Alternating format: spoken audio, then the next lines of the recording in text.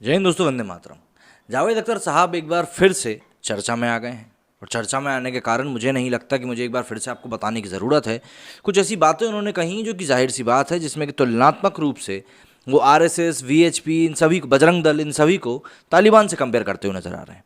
अब जहाँ तक मेरी याददाश्त जाती है, मुझे ये नहीं पता कि तालिबान की तरह भारत में कब किसी को मुंह ढक के घूमने के लिए कहा गया हो, औरत को, महिलाओं को। दूसरा, काम करने के ऊपर कब पाबंदी लगाई हो, या ये कहा हो कि भैया महिलाओं को कि तुम अपने घर में रहो क्योंकि हमारे लोगों को आपकी इज्जत करना नहीं आती। अब ये लोग तो इस पे ये भी कह सकते हैं कि तालिबान कितना शरीफ है, खुद बोल रहा है कि भैया आप लोग घर पे रहो, मतलब बचाने की कोशिश कर रहा है। वाह यार। खैर, इस तरह का ये स्टेटमेंट आना, ये कोई अचंभित करने वाली बात नहीं है, कोई सरप्राइजिंग करने वाली बात नहीं है, क्योंकि ऐसा पहले भी कई बार हो चुका है। पहले तो ये वीडियो सुनिए आप। The right wing objectively, without any passion, with some objectivity, they are the same people. Now their names are different, or their faces are different, but ultimately, if look at their value system, it is the same. Vis-a-vis gender, vis-a-vis minorities, they have no love lost for minorities like Taliban. They want women to be at home and on the margin like Afghanistan. Taliban. अब इनके खिलाफ हालांकि complaint भी दर्ज हो गई इस चीज़ को लेकर, लेकिन जैसा कि मैंने पहले कहा, इस तरह की कोई भी स्टेटमेंट सामने आना बिल्कुल भी सरप्राइजिंग अब नहीं लगता है। क्योंकि देखिए, ये कहीं ना कहीं इनका जो प्रोपेगेंडा जो पहले चला आ रहा था, ये नहीं कह रहा हूँ जावेद अख्तर का ही प्रोपेगेंडा था, लेकिन जो एक मानसिकता का जो एक प्रोपेगेंडा था जो कि चला आ रहा था, बढ़िया फल फूल रहा था कि भैया हम जो हिंदू लोग हैं उनको कुछ भी बोलें और वो लोग पलट के जवाब नहीं देंगे। वो चीज़ अब धीरे पिछले कुछ सालों में बदली है। लोग अब आवाज़ उठाने लगे हैं, गलत को गलत बोलने लगे हैं। बस होता यही है कि जब किसी को उसका एक चला आ रहा एक जो पैटर्न रहता है वो बिगड़ता हुआ कहीं ना कहीं दिखाई देता है, तो परेशानी उसको लाजमी सी बात है होने ही लगती है, और वैसा ही कुछ अभी भी मुझे होता हुआ दिखाई दे रहा है। This is a kind of a dress rehearsal for becoming a full-fledged Taliban. What these are Talibani traits that they are imitating. They are the same people. Those who support organizations like RSS or BHP or Bajrang Dal need to do some introspection. Of course, Taliban are reprehensible. There is no doubt about it. They are barbarians. But the people whom you are supporting, मतलब अब मुझे नहीं लगता कि मुझे आपको और कुछ समझाने की ज़रूरत है कि जावेद अख्तर साहब की मेंटालिटी किस प्रकार की हो चुकी है और किस प्रकार की सोच के साथ वो अपने आप को आगे बढ़ाना चाहते हैं और किस प्रकार की एक इमेज वो खुद की इस समाज में बनाने की कोशिश कर रहे हैं। क्योंकि देखिए, एक बार कोई करे तो समझ में आता है, दो बार करे तो तब भी लगता है कि चलो ठीक है, हो सकता है कोई गलती होगी।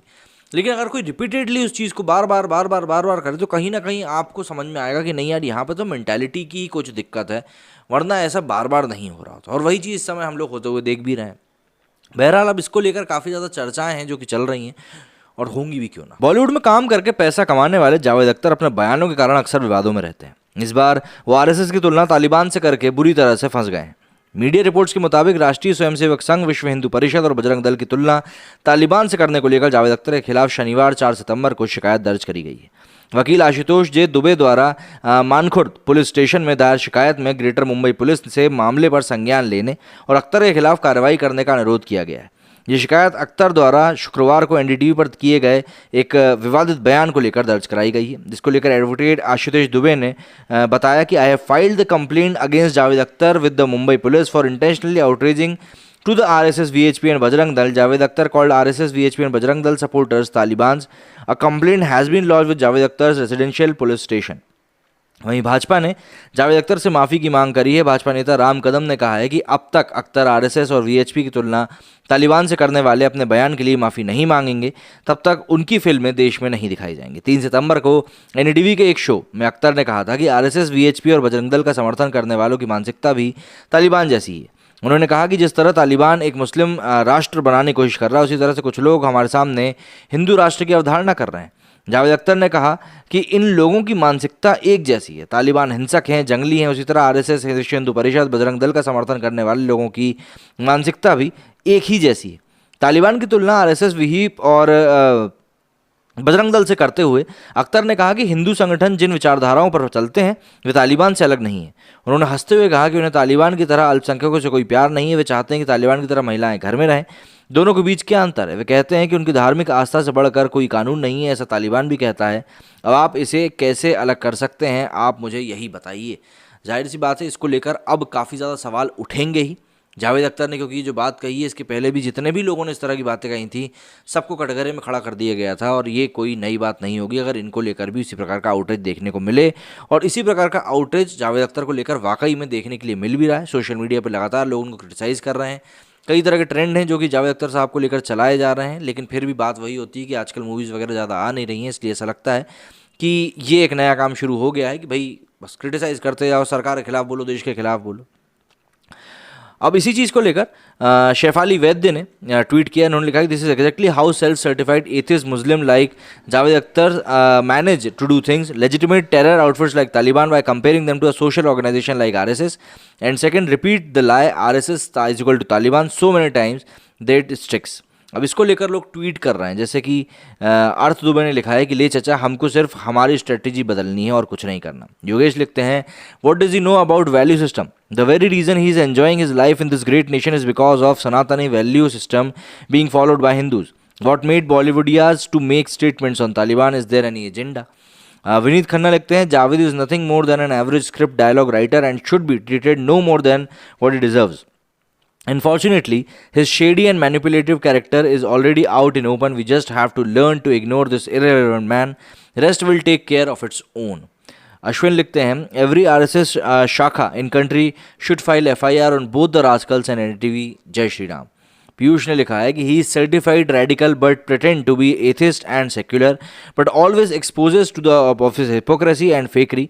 At the end, because these people always try to protect their ummah first and try equalize with their unrelenting organizations and people to rationalize terrorist attacks.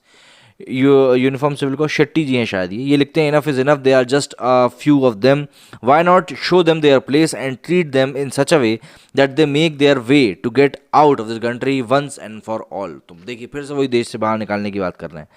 Anjali लिखती है, NDTV what else can we expect from them? कुछ दिनों पहले Hathaway ने जब बंद कर दिया था, तो फिर रवीश कुमार जी चिल्ला चिल्ला के बोल रहे थे क्या कर दिया। कुछ पैदाइशी दोगले होते हैं, एक शायर ने माँ को शायरी में बेचा तो दूसरे ने ससुर और बीवी के बुरके में। बाप रे, मतलब देखिए ना, जैसे ये लिखते हैं, how long RSS is keeping quiet on this propaganda since Taliban issues started and TV is doing shows to relate RSS to Taliban. Why can't RSS taking legal action any minor incidents that compare to RSS ideology? By keeping quiet, you're allowing the propaganda to be true. इस तरीके से लोग लगातार इनको criticise भी कर रहे हैं, लेकिन मुझे नहीं लगता कि इनको क्रिटिसिज्म का कोई ज़्यादा फ़र्क नहीं पड़ने वाला है, क्योंकि देखिए, जिसकी जो सोच एक बार डेवलप हो चुकी है वो उसी सोच के साथ हमेशा आगे बढ़ता रहेगा। आई डोंट थिंक कि उनका कोई बहुत ज़्यादा बड़ा असर पड़ने वाला है। बहरहाल, ये सब चीज़ें ऐसी हैं जिनको को लेकर एक आम जन की कुछ ना कुछ सोच ज़रूर होनी चाहिए, क्योंकि अगर आपकी इन चीज़ों को लेकर सोच नहीं है तो कहीं ना कहीं प्रॉब्लम्स ख़त्म नहीं होंगी, कम नहीं होंगी, लगातार बढ़ती ही जाएंगी। और वही चीज़ हम होते हुए देख भी रहे हैं। जिस प्रकार से तालिबान का जिक्र बार बार हमारे देश में हो रहा है, वो भी किसी न किसी ऐसे इंसान को लेकर जिससे कि उसका कंपैरिजन कहीं से कहीं तक भी ठीक नहीं है। जैसे इंडिपेंडेंस के लिए जिन लोगों ने लड़ाई करी थी, हमारे स्वतंत्रता सेनानियों से कंपेयर कितने लोगों ने कर दिया, भगत सिंह से कंपेयर कर दिया, और अब यहाँ पे आरएसएस वीएचपी बजरंग दल का यहाँ पर नाम लिया जा रहा है। देखना होगा कि अब इसको लेकर क्यों जो कंप्लेंट्स हुई हैं उनको, उसको लेकर क्या कुछ सामने निकल कर बातें आती हैं। मेरे स्टूडियो में फिलहाल इतना ही। आप लोगों को इस बारे में ज़रूर कुछ कहना चाहिए, और मुझे जानता हूँ कि आप लोग कहेंगे भी।